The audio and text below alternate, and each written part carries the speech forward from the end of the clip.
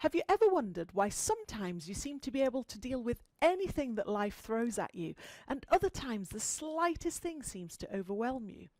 And have you noticed that some people seem to have a never-ending ability to deal with life stresses, while others find much smaller challenges too much to deal with? Well, how much stress we can take before we break and how we deal with that stress depends on two main things. One is how vulnerable we are to stress, and two is what coping mechanisms we use to deal with that stress. It can be helpful to think about it in terms of a stress bucket. Imagine you have a stress bucket at your disposal. Now you can fill that bucket with stress and keep putting that stress in until the bucket is full. Now once the bucket is full, it will overflow. And that overflowing might manifest itself in irritability, inability to concentrate, sleep disturbances. You might struggle to have good relationships with other people. You might struggle at work. It can spill into all areas of your life. It can lead to anxiety and depression. And if you already suffer with mental health issues, it can make them worse. However, you will notice that the bucket has a little tap at the bottom. You can turn that tap on and let some of the stress flow out. Now there are helpful and not so helpful ways of doing that. Unhelpful coping mechanisms include starting to smoke or smoking more than usual, turning to alcohol or recreational drugs, going to bed really late, for example, as well, or eating differently, too much or too little. All of those things may feel like they're turning the tap on, letting the stress flow out, and therefore helping you deal with the stress. But what they're actually doing is they're blocking the tap so that the bucket will fill and overflow. And actually those unhelpful coping mechanisms are additional things flowing into the stress bucket, disguised as helpful mechanisms. But there are helpful coping mechanisms, and they're really simple.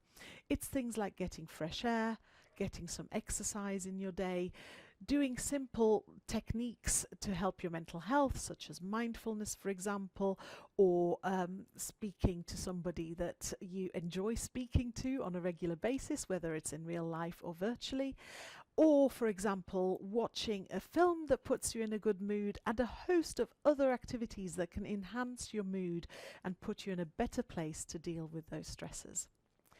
You can influence the size of that stress bucket, and no matter what size it is, no matter how big or small it is, you can keep that tap open so that it won't overflow and you can deal with whatever stress life throws at you. I will give you two really simple things that you can do right now. At the end of the day, write down 3 things that went well about your day. It could be anything, no matter how big or small. Now, by doing that, and if you do it for at least 7 days, but ideally longer, and once you start doing it, you'll notice the benefits and you'll hopefully want to continue. What this does is it helps you to scan your day throughout the day for positive things to write down in the evening. And as you do this, you overcome the natural human negativity bias that exists for a reason, which is to keep us alive, but it doesn't help us in terms of managing our mental health and reducing our stress levels. So write down 3 good things or 3 things that went well at the end of every day. And the other thing you can do is to simply find ways to put some exercise, some movement into your day. Now, it doesn't have to be a strenuous exercise routine in the gym unless that is your thing. You don't have to go for a run or for a long walk, again, unless that is your thing. You can, for example, exercise by laughing heartily for 10 minutes every day. Now, you can do that by watching a funny video or reading a funny book or speaking to somebody that makes you laugh, or you can indulge in some laughter yoga, and you'll find plenty of that online to get you started, or join a virtual laughter yoga club. Well, we can't do it in person, but of course in person once you can. So try these techniques and think about your stress bucket and what you can do to keep the tap open and to increase the size of the bucket.